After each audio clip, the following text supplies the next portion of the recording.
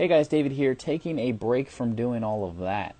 So we're getting the 4,000 postcards ready to go out, and we're doing all that stuff. But I wanted to take a second to make this video for you guys who are out there looking at different things, and it doesn't matter whether it's online, offline, brick and mortar, whatever it is. I see, especially with the online stuff, that a lot of people are going around and they're toting this thing called residual income. They're saying, if you build a group or a team in this and it's done, once you're done, the money comes in forever. And that's not how it works. Residual income, for the most part, is just a push button or a hot button that people are poking to get people interested in something. And it doesn't necessarily mean what people think that it means.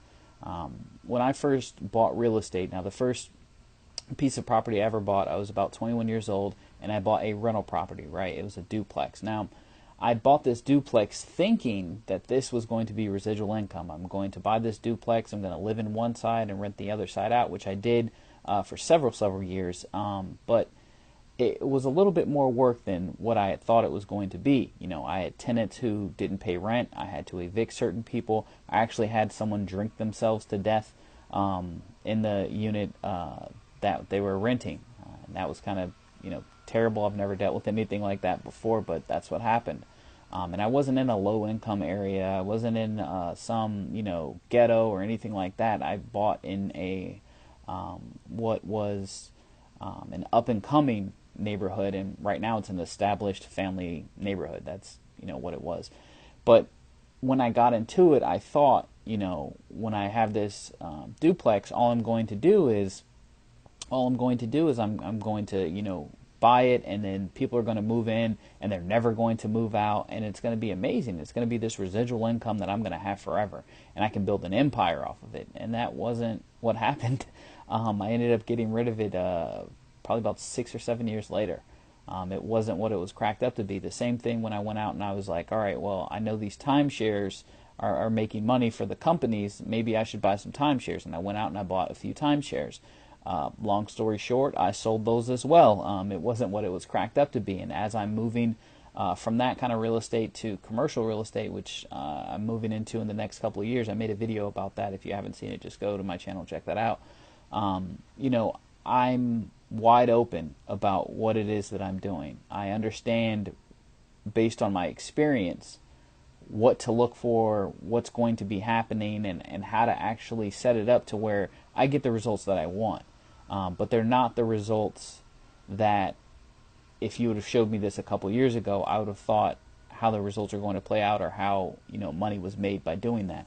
So, especially with these online businesses and things like that, you'll see people saying if you get a team together, they're never going to go away. And that's not true at all.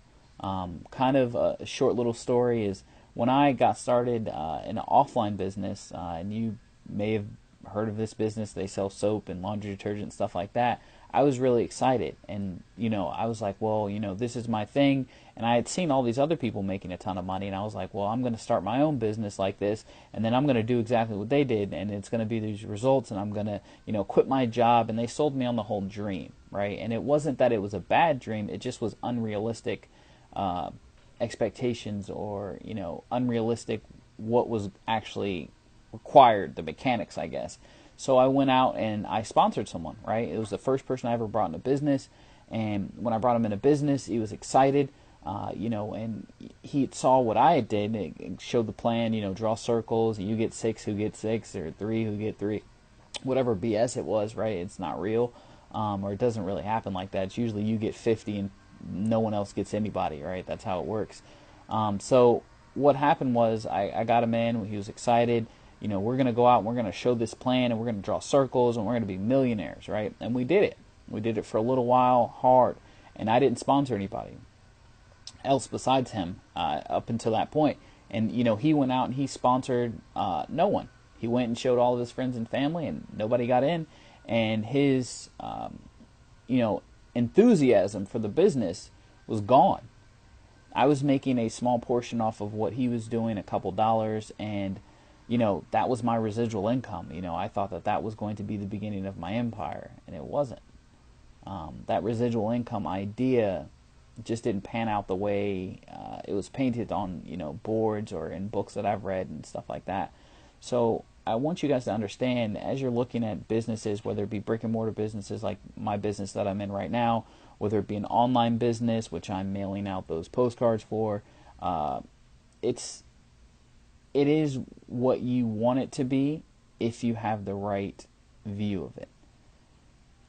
Residual income is not going to be like you sponsor 20 people and then you get a check for the rest of your life, because there's attrition. People start businesses and then they quit.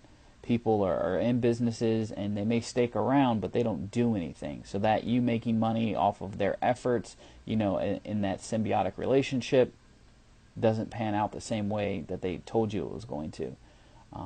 It's just not the way it works. So when you're looking at businesses or you're trying to do things, there are ways to make money for long periods of time.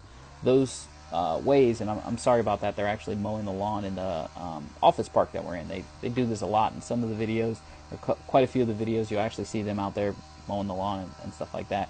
They take really good care of us. We're in a high-end office park with doctors and lawyers and stuff like that, so they tend to keep it really nice around here. But if you understand how programs work or how things work, you can have what's called continuity. Continuity is when someone joins a program and they have an auto bill or a rebill or a auto ship or a reship. It can be a newsletter. It can be vitamins and minerals. It can be like energy drinks. It can be whatever it is.